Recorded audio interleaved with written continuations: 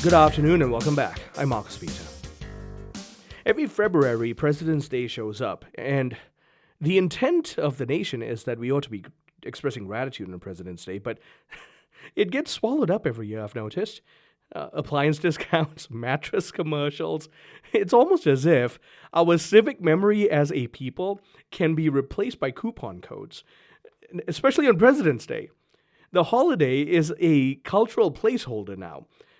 It's a day people enjoy, and many people get the day off, but for some reason we forget what it was meant to teach, and the irony is too easy. Our nation was built on disciplined self-government. Yet, for some reason, we're so blessed that maybe we're a little spoiled, because now we treat our political inheritance like a background noise to being American. The origin story for President's Day has more texture than our coupon codes will admit. I'll be honest here. Washington's birthday was a legal public holiday for federal workers in Washington, D.C. in 1879. It then expanded to federal employees more broadly in 1885, and later, the Uniform Monday Holiday Act moved this particular federal observance to the third Monday in February, making it effective in 1971. So the public baptized the day with the looser label, the President's Day. Except this wasn't president's plural, this was president with apostrophe, therefore possessive, meaning, quite frankly, George Washington's Day. Federal law kept the official name as Washington's birthday, but that detail matters because eventually the President's Day became President's Day, and now we remember all of them, and therefore we remember none of them, which is ironic and heartbreaking. Because this commentary is a chance for me as an immigrant to share with you why we have to appreciate the sheer shocking novelty of what our framers and founders achieved. So please track this with me.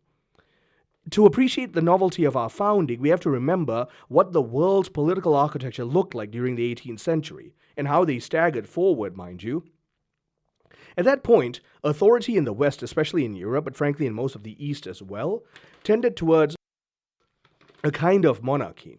It was a downward current. So God as the presumed source of legitimacy, sure, most nations were still theistic, to the king, and then from the king to the ministers, from ministers to officials, the cabinet and whatnot, and then to the people.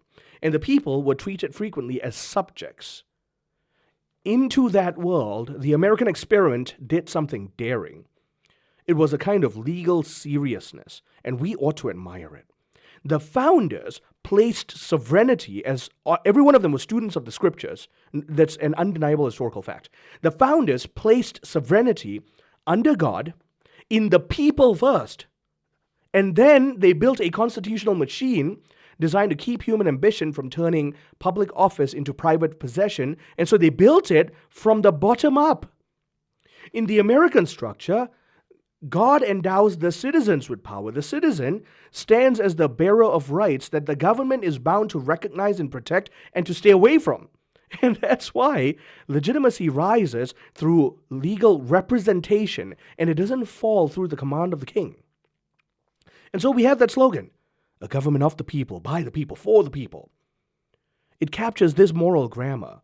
And it's meant to have a kind of memorable force because it's a succinct description of what our founders' revolution achieved. Ordered freedom, not tribal rule. But that reversal was never meant to be naive. The framers had a sober view of human nature. John Adams is one of my favorite founding fathers, and his writings really demonstrate that.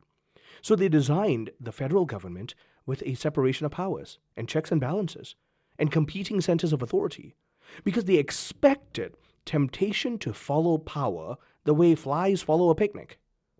Madison, he explained that logic with an intelligence that modern activists simply don't have. He said this, if men were angels, no government would be necessary. But then he pressed the point further. Ambition must be made to counteract ambition.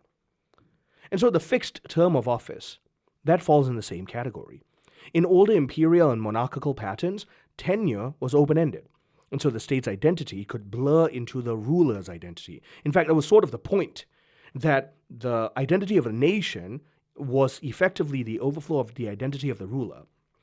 Public power became a family heirloom as a result, but the American decision to bind offices to fixed terms and to layer elections across multiple institutions, eventually the design of things like, say, the Electoral College, all of these created a rhythm of accountability. And all of these function as a guardrail because they prevent a drift into not only permanent rule, but mob rule. People complain today that the current administration, and by the way, this complaint is ubiquitous, whichever party holds administration at a given moment, everyone complains to something to the effect of dictatorship, of tyranny.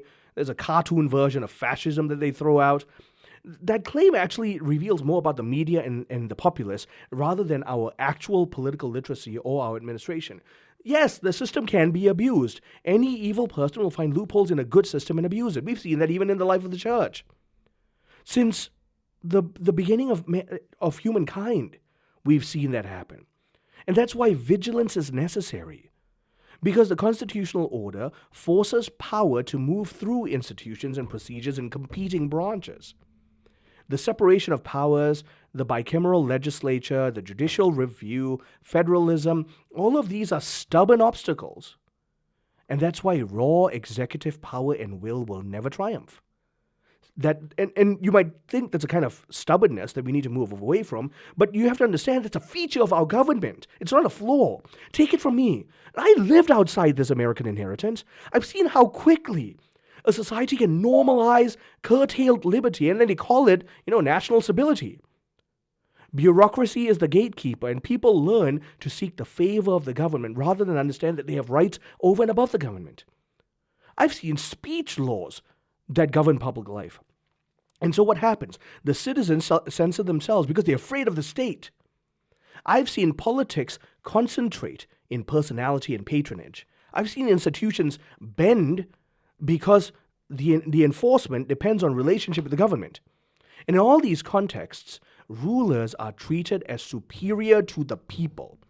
And so what did the citizens do? They learn to navigate around administrative power because they know they can't really participate in it.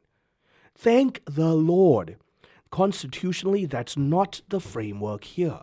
I'm not saying we have it perfect, my friends, but we have it better by leaps and bounds. And that's why when Americans sneer at constitutional liberties as if they were mere privileges, I see entitlement. I see someone who's lived in comfort so long that they've not spent enough time studying history. And I want to say this. I've said this time and time again, and I want to say this plainly. One generation is all it takes to lose what all of the earlier generations bled to secure for us. If we forget how liberty is preserved, then we start treating our civic virtue as an option.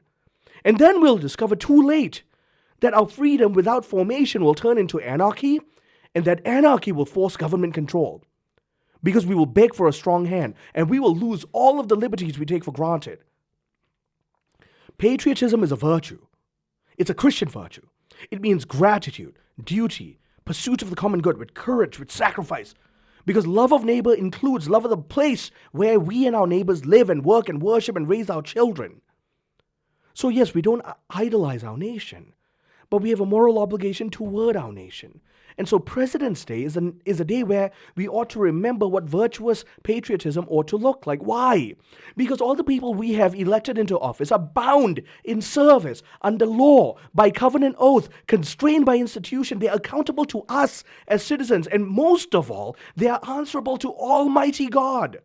And that's why President's Day, Washington's birthday, whatever label you want to put on it, it invites us to gratitude, my friends. Our republic requires adults, and adulthood demands effort and study and appreciation for the good that we've been given. So yes, I tell you, blessed President's Day. May it land on our hearts with enough weight to wake us all up. Let's refuse historical ignorance. Let's teach our children that rights come with duties, that the law is a teacher when it is just, that courage is required when lies dress themselves up as compassion. And let's remember the church's position in the midst of every political season. The state is temporal. Christ's kingdom is eternal. Every nation will answer to Christ, who is the judge of nations. And so today, on President's Day, pray for our elected leaders and stand on Jesus Christ, the King of Kings, who is also Lord of the United States of America. And in that sense, God bless America. Stay tuned. I'm Marcus Peter.